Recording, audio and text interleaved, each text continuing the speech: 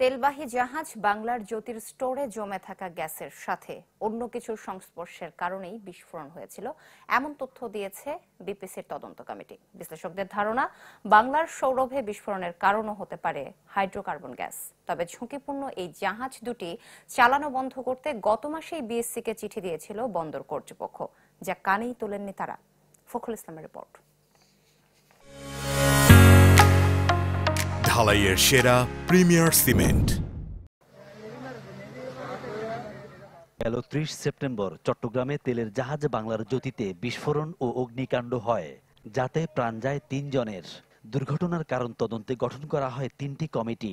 এর মধ্যে প্রতিবেদন জমা দিয়েছে বিপিসির গঠন করা কমিটি, যা এসেছে চ্যানেল 24 এর হাতে।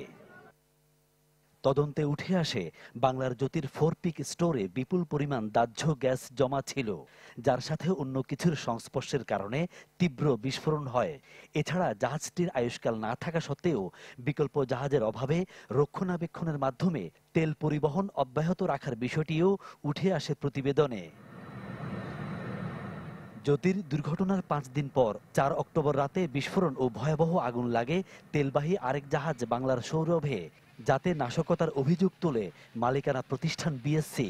বিশ্লেষকদের মতে, নাশকতা ছাড়াও অপরিশোধিত তেল ঘিরে যে হাইড্রোকার্বন গ্যাস থাকে, তার যথাযথ অপসারণ বা সঠিক রক্ষণাবেক্ষণ না হওয়ার কারণেও ঘটতে পারে এমন দুর্ঘটনা।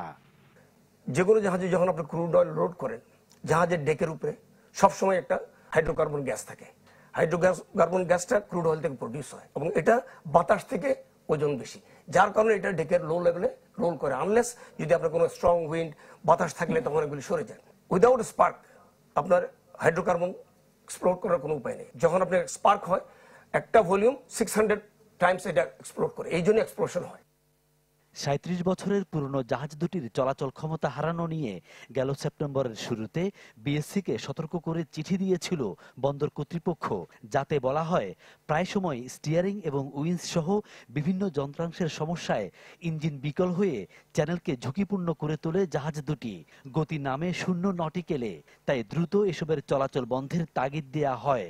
জাহাজের ফিটনেসের একটা ব্যাপার আছে, লাইফ টাইমের একটা ব্যাপার আছে, তো সেগুলো বিবেচনা করে আমরা অধিক পুরাতন জাহাজ চ্যানেলের সুরক্ষার স্বার্থে আমরা অধিক পুরাতন জাহাজগুলো না চালানোর জন্য, এগুলাকে এই সমস্ত অপারেশন কার্যক্রম থেকে বিরত রাখার জন্য আমরা চিঠি দিয়েছি বিএসসিকে।